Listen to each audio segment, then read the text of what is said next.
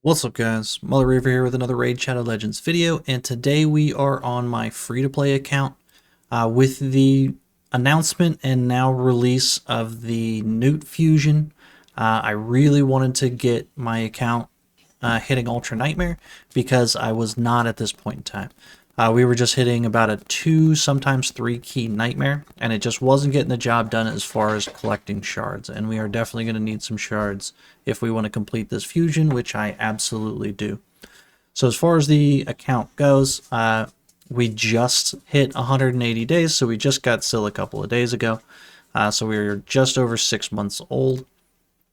As far as Great Hall goes, we are not working with a ton. I do have some accuracy and crit damage for my magic champs, a little bit here and there. Area bonuses, I should actually start doing some live arena. We can get some extra points here. But that's generally where the account is. Pretty low free to play. I mean, I have done a fair amount on it. We got Arbiter about 75 days in or so. But it's a 6-month-old account, so we're not very fleshed out. I mean, we don't have tons of gear, any sort of that stuff. So we are building basically a simple ally protection, killable comp. It's one of my favorite comps to build. It's actually what I ran on my previous free-to-play. And it is going to stem around Jarrig. Probably one of the best ally attack champs to use super early game. The only slight downfall is his ally protection is on a 4-turn cooldown instead of a 3-turn. With 3 turns, you can get to the 2-1 speeds, so that way you can get that ally protection up the whole time. With the 4th turn cooldown, we're actually going to build a 4-3 comp. So we're going to get him moving 4 turns every 3 turns of the clan boss, with everybody else that we're going to use going at 1 turn. So for that comp, this is what we are looking at. So you can see we are going to use Jarrig. We've got Pythion, Venomage, Geomancer, and then Morag as far as our 5th. For the comp itself, you can see we've got Jarrig moving 2 turns before the first AoE, and then a single turn every other turn. So we're going 4-3 for Jarrig, and everybody else is just taking single turns. You can see Pythion is going after Jarrig once we're in sync here. This means right here before the second AoE, he's actually losing his ally protection. We're okay with that because Jarrig's going to take a lot of damage protecting all the champions during both AoEs. So Pythion losing it, and the fact that Pythion is a nice tanky legendary champion, he can take it, so we can relieve Jarrig of that for starters. So that is the comp. As far as the champs and the builds, whoa, sorry about that. So for Jarrig, essentially, we are going to try to get as much healing and damage mitigation into this as we can. So for Jarrig, we've got him in a regen set. His stats are 245 speed, 61k HP, 3.6k defense, enough accuracy to land his decrease attack. For masteries, we went down for War Master as our T6, and then down the support tree for the extra accuracy as well as the extra chance to land the decrease attack and the extra buff or the extra stack on it. Next up, we got Pythion. Now, Pythion was the fusion just before or just after I started this account, and I was able to complete it. So Pythion has literally been carrying my account since about 2 weeks in. We have him also in a regen set.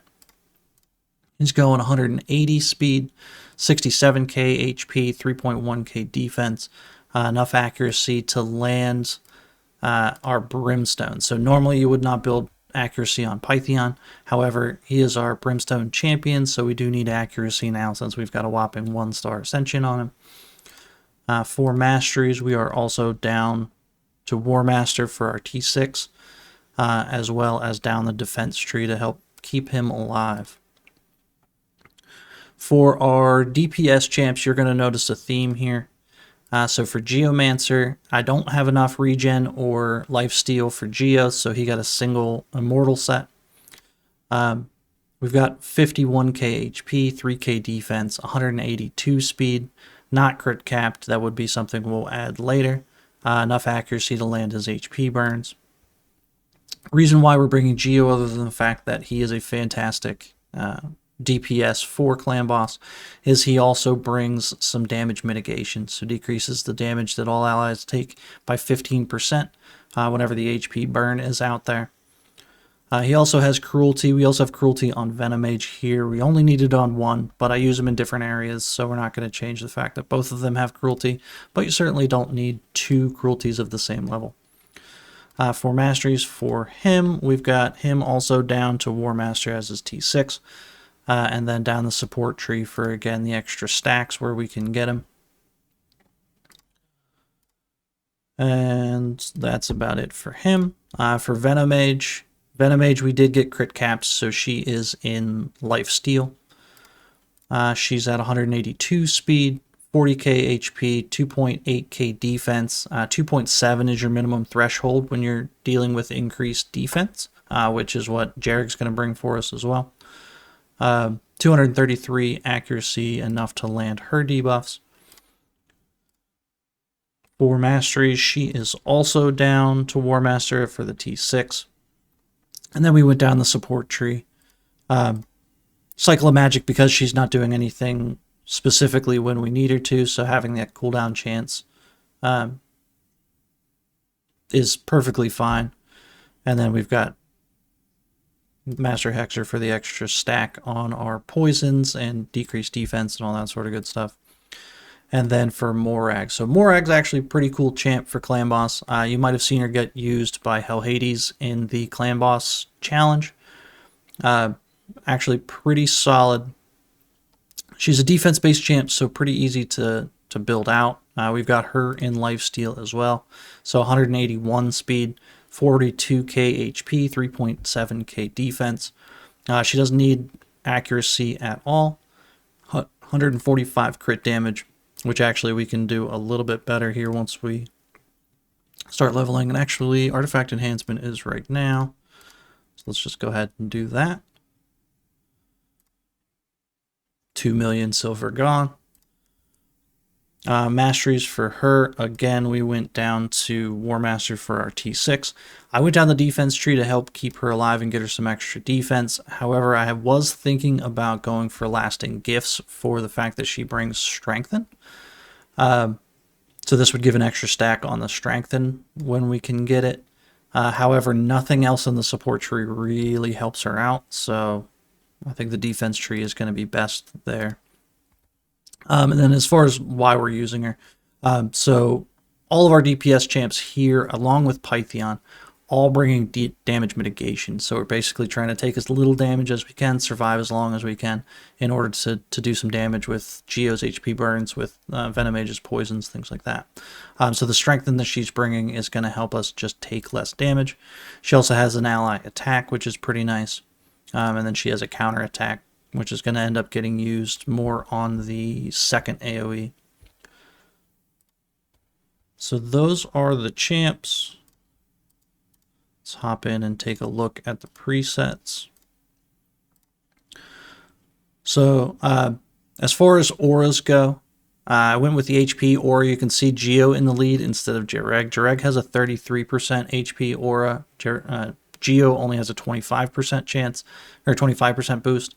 But with Jareg in the lead, he takes the first stun, which is bad, so we pushed him to the back of the order. So we're just getting a little bit less HP, but it's making it so that we don't fail.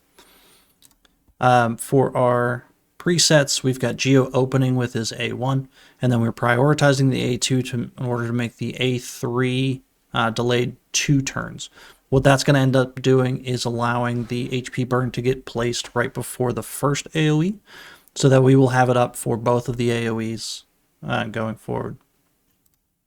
For Morag, we're actually going to open with our A1. I took that off because I was doing some testing. So we're going to open with our A1, which is going to delay the A2 by 1 turn. So she puts it up before the second AoE. We're going to prioritize that because the ally attack is on a 4-turn cooldown. This is going to be kind of random. We want the A2 to happen at the same time every time. The A3 is just going to happen whenever it rolls around. For Venom Mage, again, we're opening A1, prioritizing the A2 and then the A3. Reason why we're doing that is so that we get this decrease attack up for any reason if Jarek doesn't get it up first. No puns intended. If Jarek doesn't put the decrease attack up first, this is going to apply before the first AoEs. So we have as much opportunity to make sure that our decrease attack is up before we get smacked. For Pythion, we're just prioritizing the A2. That is to make sure he does it right before the second AoE. That's going to make us affinity friendly. And then for any reason towards the end, if anybody dies, this isn't going to bump out getting our block debuffs up.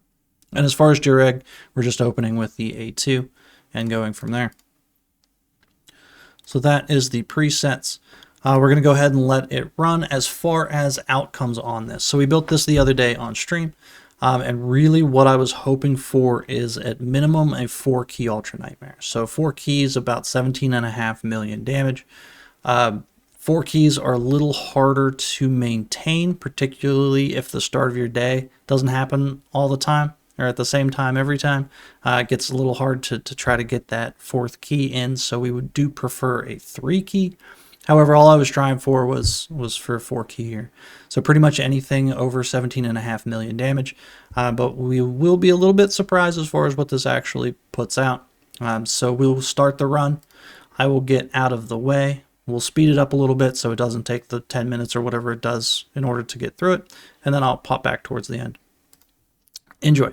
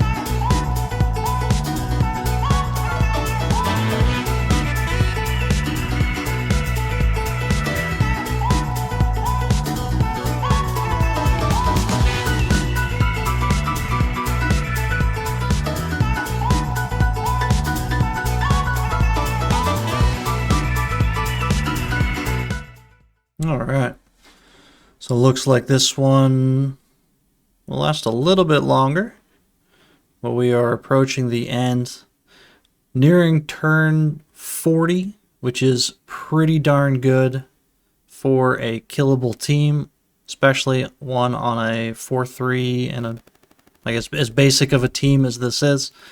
There's turn count 40. You can see we're still chugging along. We lost, so that was about it. So turn 42, 26.6 million damage. That is a comfortable 3-key. Again, this was on Void. I think versus Force is going to be our biggest issue. However, Magic and Spirit should be just fine as well. You can see Geo putting in work at 10 million. Obviously, Geo does not do as well against Void than he does versus any affinity. That is because the Void hits less. So the first AoE is only a single hit, second AoE is a double hit, where versus any affinity, the first AoE is 2, and then the second AoE is 4 hits. So more chances to proc his passive, so he ends up doing more damage. But 10 million versus Void is pretty solid. We've got Morag at 4.7, Venomage at 5.4, Pythion just shy of 5, and then Jarrig at 1.5. Definitely some improvements we can make if we get, say, a toxic set for Venomage to pop more poisons, things like that. Straight up better gear would always do well. More blessings as we go along. But I am quite happy with how this one turned out. Comfortable 3 key is perfect for my free-to-play account. I don't have to worry about trying to get all 4 in every single day. And then we have, that extra key if you get like a bonus key for updates and things like that. We can do 2 key Nightmare as well, or a 1 key Brutal. Pretty solid team. I like it. That's all I got for you guys. Leave me some comments, like and subscribe, all that sort of stuff, and we'll catch you in the next one. See ya.